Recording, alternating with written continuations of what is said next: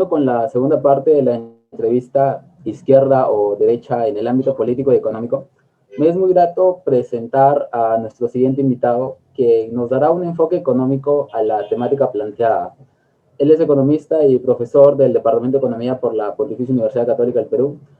Doy la más cordial bienvenida al estimado profesor José Tábara. Un gusto tenerlo presente en esta sesión. Y Muchas bueno, gracias, Diego, gracias por la invitación. gracias a usted. Y bueno, dando paso a la entrevista en sí, creo yo que es muy importante analizar el origen de estas definiciones, ¿no?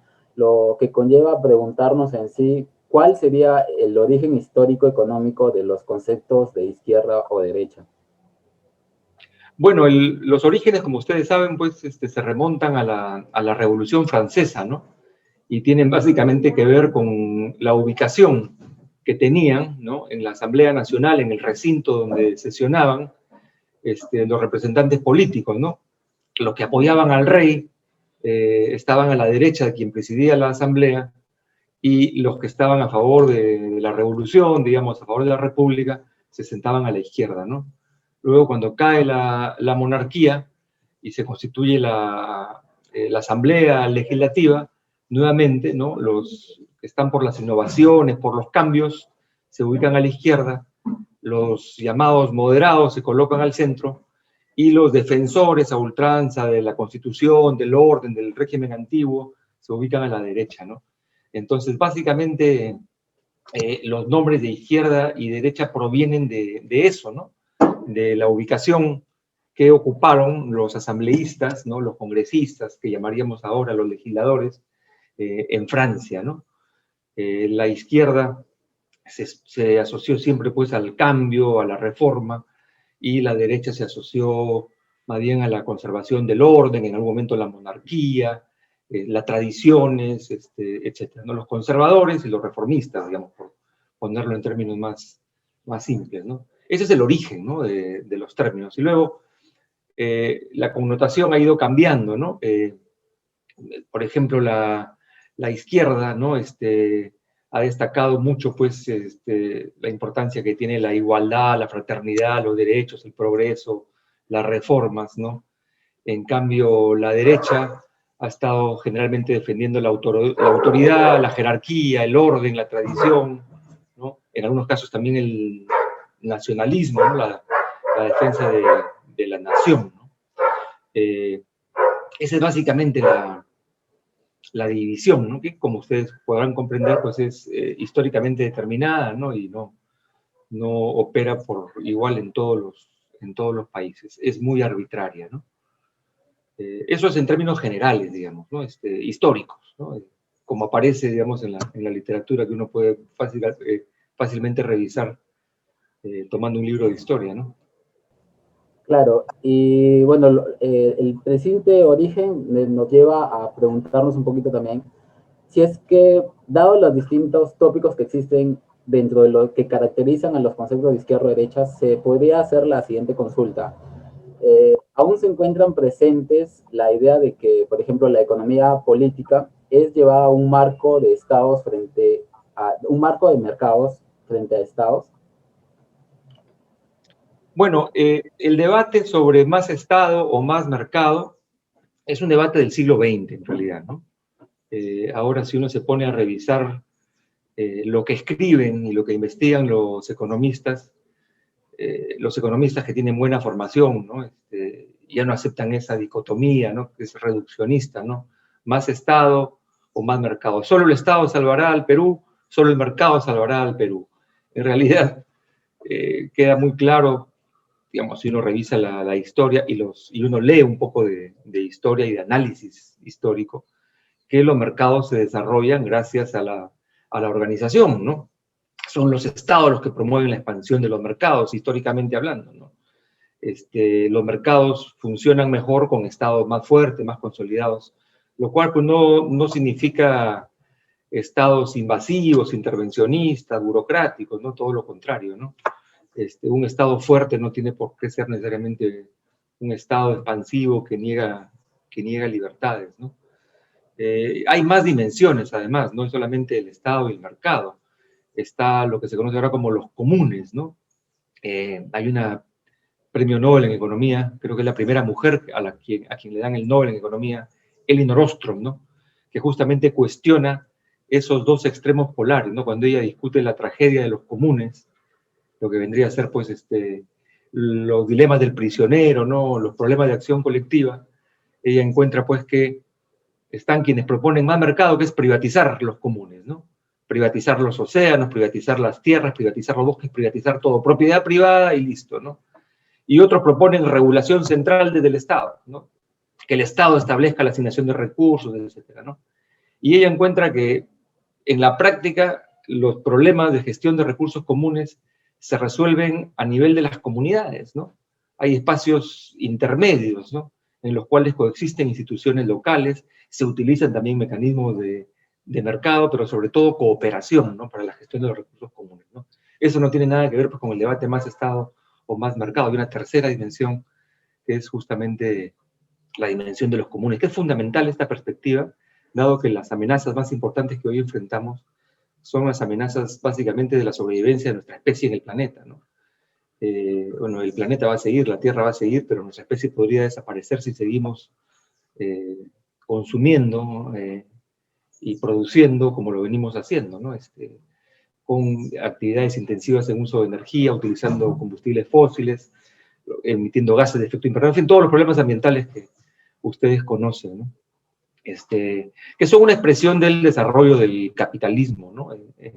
Como lo conocemos actualmente, ¿no? Y eso ya no da más, ¿no? Creo que eso ha quedado claro, ¿no?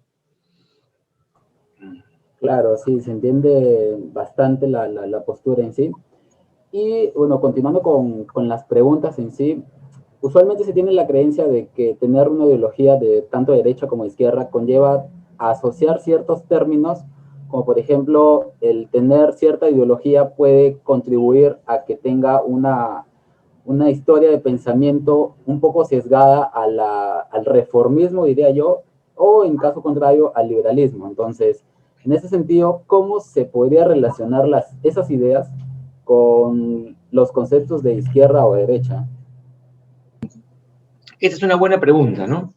Ahora, a ver, hay liberales de izquierda, ¿no? Y hay liberales de derecha, ¿no? Aunque son los libertarios de derecha, digamos, ¿no? Que se autodenominan así, que quieren básicamente crear mercados en todo, ¿no? Que todo se organice mediante el mecanismo del mercado, ¿no? Por ejemplo, en el contexto actual, un libertario de derecha plantearía que la vacuna se asigne por mecanismo de mercado, que se privatice, en fin, que los laboratorios vendan las vacunas y que el mercado genere los incentivos para que la gente compre sus vacunas, y eso sería más eficiente que a que el Estado o los estados se encarguen de organizar la distribución de las vacunas, ¿no? Hay que organizar mercados en la educación, dirían, que es lo que hemos visto en nuestro país, digamos, ¿no? Antes de la reforma universitaria, teníamos pues universidades negocio, hasta ahora están todavía, ¿no? Sin ninguna regulación, ¿no? Igual en la salud, ¿no? Esos son los liberales de derechas, digamos, ¿no? Pero también están los liberales de izquierda, que son los que defienden las libertades, el derecho a la autodeterminación, los derechos de las minorías, ¿no? O los derechos, el respeto a las personas que tienen opciones sexuales diferentes, religiones diferentes, ¿no? Son los liberales más hacia la izquierda, ¿no? Y luego, igual en el campo de las reformas, ¿no?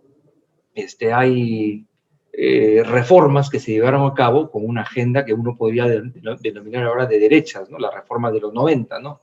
Privatizar, desregular, liberalizar, achicar el Estado, reducirlo a su mínima expresión, mercantilizar una serie de servicios que antes eran considerados básicos, públicos, ¿no? Que se asignen vía mecanismo del mercado. Esas son reformas de derecha, ¿no? Y también hay gente que propone reformas de izquierda, que es apuntar en la dirección contraria, ¿no? Fortalecer los sistemas de salud como sistemas públicos, los sistemas educativos, garantizar derechos, fortalecer la regulación, enfrentar el poder corporativo de los monopolios, con buenas políticas de competencia. Hay reformas que hay que hacer en cada uno de estos campos que estoy mencionando que las propone más bien la gente de las izquierdas, ¿no? Y no la gente de las derechas, ¿no? Entonces, no hay una asociación tan clara entre reformismo, izquierda, liberalismo, derecha, ni viceversa, ¿no? Tanto en los que promueven reformas como en los liberales hay, diría yo, de ambos campos, ¿no? Quizá un corte que nos ayuda a distinguir puede ser un poco injusto, ¿no? Un poco simplista, pero algunos dirían que las izquierdas tienden a preocuparse más por los intereses de los más pobres y las derechas tienden a preocuparse más por los intereses del más rico, digamos, y los de centro estarían pues en las clases medias, digamos, ¿no? Es una manera simple de verlo también, ¿no? Tiene algo de verdad, media de verdades también, ¿no? No sé si queda claro. Claro, sí, de hecho ha quedado un poco más claro la disyuntiva que existe entre estos conceptos en sí. Y tal como ha mencionado, bueno, bien sabemos, somos economistas, bueno, en este caso soy estudiante de economía, pero tratando de darle un enfoque económico, como sabemos, existen distintas herramientas que solemos utilizar para las políticas económicas, para tratar de hacerle frente a estos choques tanto de oferta como de demanda, ¿no?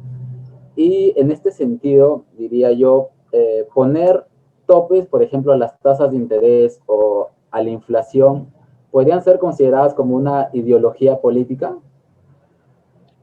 A ver, eso es bien discutible, ¿no? Por ejemplo, en Chile, en Colombia, hemos tenido gobiernos de derechas y de izquierdas, lo que se han alternado en el poder. Y en el caso de Colombia, y entiendo que también en el caso existen políticas que establecen topes a las tasas de interés, a algunos costos financieros que ponen los bancos, que son en realidad eh, políticas contra la usura, ¿no es cierto? Que establecen tasas de interés máximo, por ejemplo, las tarjetas de crédito, a las comisiones, lo cual no significa regular completamente y sofocar el sistema financiero, ¿no? Y esto se establece con criterios técnicos, ¿no? Es decir, no es una decisión que la tome el gobernante de turno, el ministro de Economía, que es un cargo político, sino se le encarga una función a lo que vendría a ser, por ejemplo, en nuestro país, la Superintendencia de Banca y Seguro, ¿no? Bueno, hay un debate en este campo, ¿no? Hay gobiernos de derecha, como en Colombia ahora, que no se podría discutir cuán de derecha son o no, pero efectivamente pues habían candidatos más hacia la izquierda y ganó este personaje, el presidente Duque, ¿no? Que está más hacia la derecha, y mantiene un esquema de control de tasas de interés, que son políticas contra la usura, ¿no? Yo no estoy seguro que necesariamente eso tenga que asociarse a izquierda o derecha, ¿no? Hay principios que sí son fundamentales que tanto la derecha y cada vez más la izquierda acepta. Por ejemplo, la autonomía del Banco Central, la autonomía y la independencia que tienen que tener los organismos reguladores frente al poder corporativo de los bancos, por ejemplo, y también frente al gobierno de uno, ¿no es cierto? Que es la vieja distinción entre el Estado y el gobierno, ¿no? Los partidos llegan al gobierno, pero tienen que entender que hay un Estado, ¿no? Que tiene políticas de Estado, que son políticas que tienen continuidad en el tiempo y que sostienen el funcionamiento de las sociedades, ¿no? O sea, la carrera pública es fundamental por eso, ¿no? Las políticas de Estado son políticas de mediano y largo plazo que independientemente del gobierno esté en manos de la izquierda o de la derecha, tienen que mantenerse. Eso es algo que caracteriza, por ejemplo, la experiencia chilena, en buena medida también a la experiencia colombiana. Lamentablemente no es lo que ha ocurrido en el Perú, ¿no? No hemos tenido pues, un buen debate sobre este tema. Y este ejemplo de la regulación de las tasas de interés, digamos, que es un tema que hay que discutir, ¿no? Y hay que desideologizar la discusión, ¿no? Y hay que plantearla en el terreno técnico, ¿no? ¿Qué cosa ocurre? ¿Cómo operaría? Lo mismo se ha dicho en relación a los precios de los medicamentos, ¿no? Ahora que estamos en una pandemia, yo estoy asesorando una tesis ahora de una estudiante del pregrado en economía, una compañera de ustedes, y ella está examinando experiencias de regulación de los precios de los medicamentos, ¿no? En varios países, y se regulan, ¿no? En el Brasil de Bolsonaro se regulan los precios de los medicamentos, y nadie calificaría a Bolsonaro como un gobernante de izquierda, ¿no es cierto? ¿Por qué? Porque hay un Estado, el Estado brasileño, que mal que bien funciona y utiliza esas herramientas, ¿no? A eso me refiero con desideologizar, digamos. Hay una serie de decisiones que tienen un fuerte componente técnico. Los economistas se supone que nos entrenan para eso. Obviamente hay ideologías detrás, ¿no? Ahí podría yo adelantar la opinión que la derecha, sobre todo en el lado más extremo de las derechas, tienden a proponer más bien la desregulación, ¿no? O sea, que no se ponga ningún control, que los mercados se autorregulen, ¿no? Las izquierdas tienden a tener una agenda más pro-regulación, ¿no? A veces se les puede ir la mano también, ¿no? Que es la tramitología, regular todo, ¿no? Centralmente decidir todo, lo cual es un error, pues eso puede sofocar la economía, ¿no es cierto? Pero hay servicios que son considerados esenciales y en los cuales hay que poner la vida por delante. Uno de ellos es el servicio de salud, por ejemplo, ¿no? Que en muchos países capitalistas, desarrollados, ¿no? Son servicios que no se consideran como mercancías, ¿no? Son servicios provistos a todos los ciudadanos, por ser ciudadanos, independientemente de que tengan o no tengan plata, ¿no es cierto? Eso me parece característico de una sociedad civilizada, ¿no? Claro. Bueno, dando un poco, bueno, segmentando un poco la conversación al ámbito peruano, durante los últimos, diría yo, años, se ha venido tocando el debate de si es que realmente se debe ejercer una especie de reforma al actual modelo que rige en nuestro país, ¿no? Al modelo económico me refiero. Eh, la consulta sería, en un marco de ideología tanto económica como política, ¿este modelo económico tendería a alguna ideología en particular? Y otra pequeña consulta sería, ¿por qué no se ha modificado hasta la fecha? Bueno, es muy, muy buena pregunta, ¿no? Bueno, hay que tener en cuenta el contexto en el cual se constituye este modelo, ¿no? Se constituye en los 90, ¿no? La primera mitad de los 90, que es cuando se aprueba la Constitución, cuando se aprueban los principales decretos legislativos, las principales normas, ¿no? Que establecen las reglas básicas de juego en la economía, ¿no? Y las reglas constitucionales, el modelo económico que está en la Constitución, ¿no? En los 90 estaba en auge, en todo su esplendor, la vieja escuela de Chicago, ¿no es cierto? Digamos, eran los años, bueno, ya Reagan había salido, ya no estaba Reagan, pero había tenido un gobierno de 8 años en Estados Unidos. Thatcher en Inglaterra, una de las más fervientes promotoras también de la privatización, la desregulación, la idea de que los mercados se pueden autorregular, todo lo que conocemos ahora como los postulados de la Escuela de Chicago. Bueno, y yo sugeriría que los que puedan ver esta entrevista entren ahora a la página web de la Escuela de Chicago, de la Universidad de Chicago, ¿no? Que es donde surgen estas grandes ideas. Me refiero pues a Friedman, Stigler, los grandes pensadores, Peltzman, etcétera, Gary Becker, ¿no? Ahora uno entra a la Escuela de Chicago, entren al Stigler Center, ¿no? Y vean lo que se publica, ¿no? Que están en las antípodas de lo que se afirmaba hace 30 años. El mundo cambió, ¿no?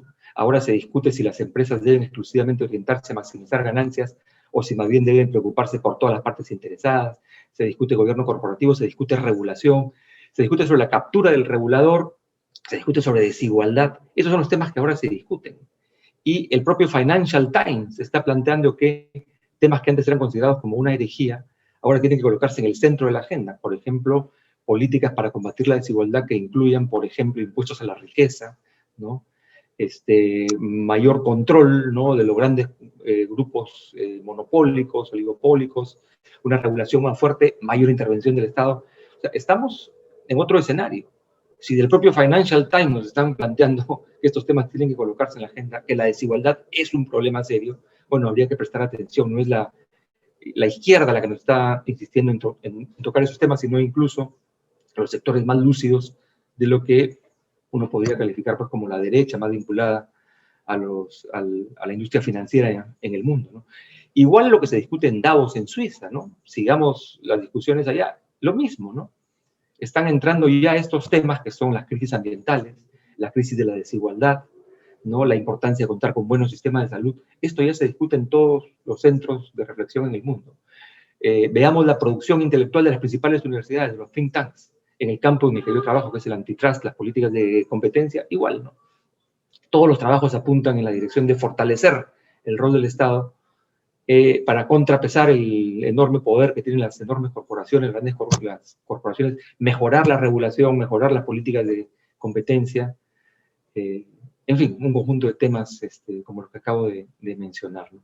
Entonces, en este momento, seguir defendiendo el modelo económico de los años 90 expresa pues una enorme ignorancia de la producción intelectual de los últimos 30 años.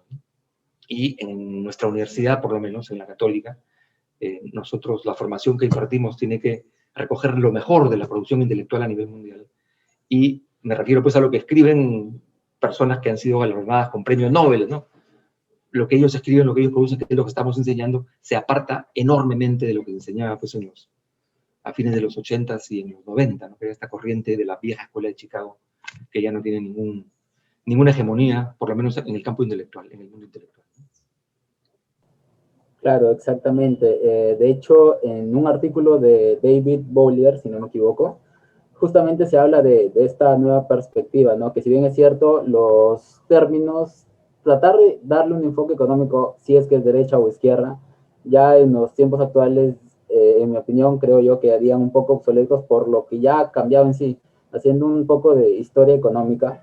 Bueno, más que todo en un recuento histórico, siempre han surgido algunas ideologías que predominan, pero a la par se contraponen otras que siempre tratan yo diría, sacar lo que no necesariamente es muy bueno del sistema. Usualmente se cree que, ok, se impone algo y es la verdad que debe ser así, pero no necesariamente es así. Entonces, lo que nos ha enseñado la historia, diría yo, es que deberíamos tratar de congeniar ambas posturas que, bueno, que tenemos presentes, que existen, y tratar de que surja algo en unas condiciones más óptimas, ¿no? Entonces, yo diría que a modo de cierre, me gustaría que pueda brindarnos una reflexión final, ¿no? Sobre todo ahora que estamos en vísperas al Bicentenario y tratando de hacer una especie de reflexión también sobre lo que vivimos durante el último año. Bien, como economistas creo que tenemos que incorporar, ¿no? en nuestra formación y en nuestra reflexión esta mirada más histórica, ¿no? Que tiene que ver con los hechos, con lo que viene ocurriendo, ¿no? No tiene ningún sentido ensimismarnos y encerrarnos en nosotros mismos con nuestros modelos abstractos, prescindiendo de la realidad. Eso sería gravísimo. Creo que es una cosa que ese tipo de posturas han sido cuestionadas en nuestro departamento, han sido materia de debate y los buenos economistas siempre miran lo que está ocurriendo, ¿no? Toman la realidad como referencia y están contrastando permanentemente sus interpretaciones y sus explicaciones con lo que realmente ocurre. Ese es un principio de honestidad intelectual y que tiene que ver también con la pertinencia de la formación que damos a los estudiantes. Es decir, los conocimientos en realidad nos preparan para entender, explicar lo que está ocurriendo y cómo las cosas pueden cambiar, ¿no? Una cosa importante, un punto importante aquí también es distinguir muy bien entre objetivos e instrumentos, ¿no? A veces uno se confunde y esto creo que ayuda a entender la diferencia entre una ideología y una teoría bien sustentada, ¿no? Con estudios, ¿no? Por ejemplo, la competencia, ¿no? La competencia es un instrumento al servicio de la sociedad que puede jugar un rol importante, ¿no? Es importante para evitar que el poder económico se concentre, que haya más competidores, ¿no? Pero la competencia no puede ser un fin en sí mismo, ¿no? Y cuando uno cree que la competencia es un fin en sí misma, comete gravísimos errores. El ejemplo, el transporte público que vemos en nuestro país, ¿no?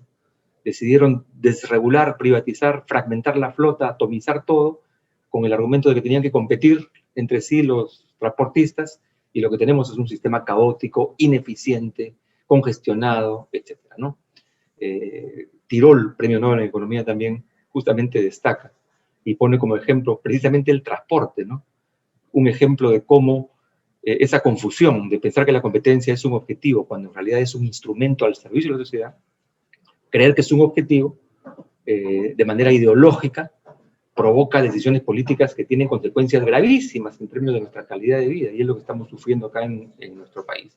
Lo mismo podría decir yo de la salud, del transporte, en fin, de la ideología que lamentablemente ha orientado decisiones, incluso de nuestra propia agencia de competencia. Estaba revisando unas resoluciones del INDECOPI, que felizmente fueron declaradas nulas, en las cuales se consideraba que los hospitales públicos peruanos hacían competencia desleal con las clínicas, porque eran públicos, ¿no?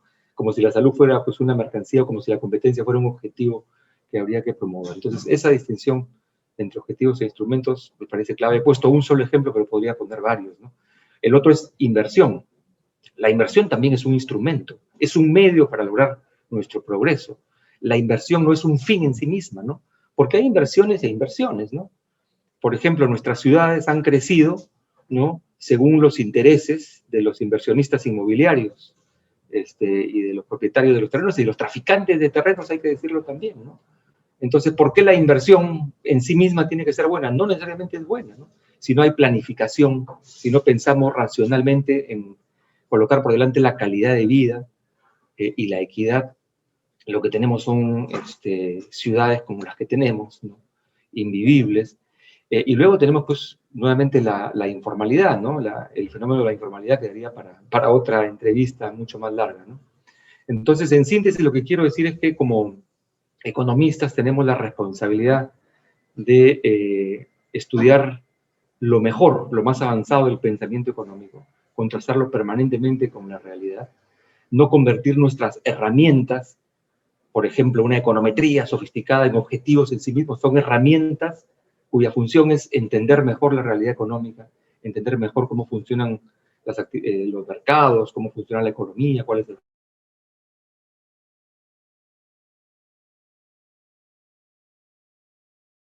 que ahora tenemos, que se vienen repitiendo desde hace 300 años, 400 años, ¿no? Entonces, entender cómo se debatían estos temas en otras sociedades es muy importante para arrojar algunas luces, ¿no? Y lo último sobre el contexto actual, y con esto termino, lo que esta pandemia ha puesto en evidencia es cuáles son realmente las actividades esenciales, ¿no? Y esto ha ocurrido en todo el mundo, ¿no? Muchos países a la hora de decretar la inamovilidad total, lo que conocemos la cuarentena, han dicho, bueno, ya todo el mundo se encierra en sus casas, salvo actividades esenciales. En esas actividades esenciales no aparecen, pues, los banqueros de inversión, la bolsa de valores, ¿no? Esas no son actividades esenciales. Las actividades esenciales son los servicios de salud, la bodega de la esquina, ¿no? El cajero del banco, ¿no? No es la empresa que está haciendo negocios, comprando y vendiendo acciones, sino es el cajero del banco, el sistema de pagos, ¿no? Las farmacias, los basureros, ¿no? Los policías, ocupaciones que nunca hemos considerado como valoradas, reconocidas socialmente, ¿no? Bueno, esas son hoy las actividades esenciales. ¿Qué significa que las sociedades en todo el mundo estén declarando que en las cuarentenas se pone la excepción, que solamente pueden salir los trabajadores esenciales? Y que esos trabajadores esenciales son trabajadores que nunca hemos sabido reconocer y valorar, ¿no? Eso nos tiene que dejar pensando acerca de la importancia que tiene poner estos sistemas realmente al servicio de las sociedades y no como espacios en los cuales muchas personas inescrupulosas han venido lucrando, digamos, ¿no? Mercantilizando servicios que deberían ser un derecho, ¿no? Al cual se puede acceder equitativamente sin distinción alguna, ¿no? En términos socioeconómicos, ¿no? Bien, esa sería mi reflexión. Creo que se vienen cambios importantes, ¿no? Las ideas están flotando alrededor y yo creo que, bueno, ahora lamentablemente tenemos la pandemia, pero estas elecciones que se nos vienen sería una buena oportunidad para que se confronten, ¿no? Diferentes maneras de entender cómo deberían estar organizadas nuestras sociedades y nuestras economías para responder a las expectativas de todos nuestros compatriotas. Muchas gracias, estimado profesor, por la presente entrevista. La verdad esperamos que, sin duda alguna, como se ha mencionado, se aporte informando sobre todo a nuestros espectadores. Ha sido una sesión, diría, educativa y sobre todo enriquecedora. Esperamos poder contar con más espacios para continuar con estos diálogos, ¿no? Que son importantes para tener un acceso a la información. Asimismo, invitarlos a seguirnos por nuestras redes sociales como económica.p para estar al tanto de las distintas novedades que estaremos lanzando próximamente. Agradecemos puedan dejar su like y suscribirse en nuestro canal y asimismo dejar en los comentarios sobre posibles temas que les gustaría que se toquen hasta una nueva oportunidad. Bueno, esto sería la primera entrevista de nuestro canal, así que agradecemos su preferencia y nos estaremos viendo pronto. Muchas gracias. Muchas gracias, Diego. Estamos en contacto. Hasta pronto.